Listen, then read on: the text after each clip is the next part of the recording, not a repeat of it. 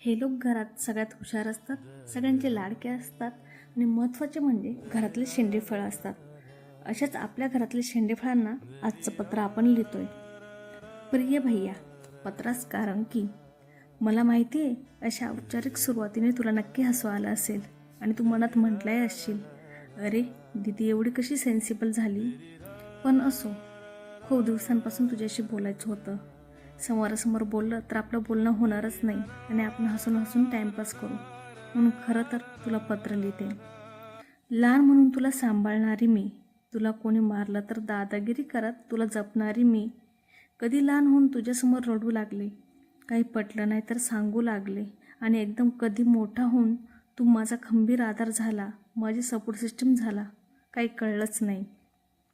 तुझ्या 10वी-11वी नंतर खरं तर आपला बॉन्ड अधिक स्ट्रॉंग झाला. आपण एकमेकांना सांभाळू लागलो, एक्सप्रेस होऊ लागलो आणि आता तर आयुष्यात काही लोचा झाला तरी डायरेक्ट तुला फोन केला जातो. म्हणजे खरं तर अगदी बोटांनाही माहीत झालं की कोणाला कॉल करायचा ते.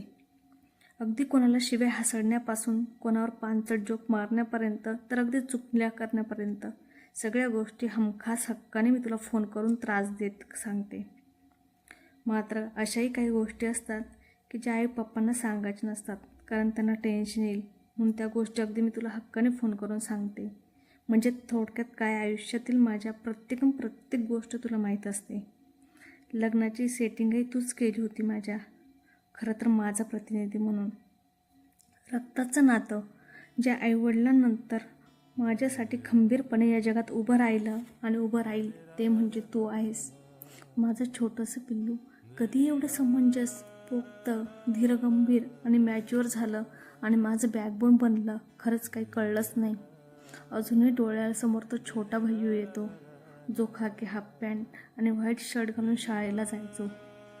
मात्र आज जेव्हा परिस्थिती एकदम संयमाने, कमालीने सांभाळून तू जेव्हा कुटुंबाचा आधार बनतो आणि सगळ्यांना सावरून पाठीशी उभा राहतो, तेव्हा खरंच अभिमान वाटतो तुझा.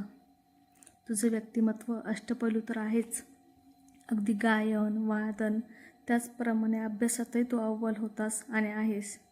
तुझ्या ज्या गोष्टींमध्ये मी मागे होते त्या गोष्टींमध्ये तू पुढे असलेला बघून मला नक्कीच हेवा वाटायचा, जेलसी वाटायची.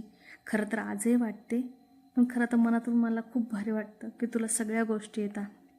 खरंच यार, तुम्ही लहान लोकांना खूपच भारी असतात.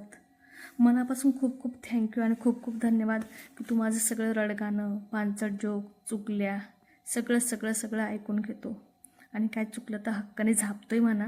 खरं तर झापतोच जास्त. असाच खूप मोठा हो, काळजी घे, धावपळ दगदग करताना स्वतःकडे लक्ष दे आणि आई पप्पांकडेही लक्ष दे. आणि ऐक ना, आई पप्पांचा माझ्यात सगळ्यात जास्त जीव आहे. आणि तुला खरं सांगू का, अगदी खरं सांगते, तुला ना आम्ही रस्त्यावरून आणलं आहे. तुझीच दीदी.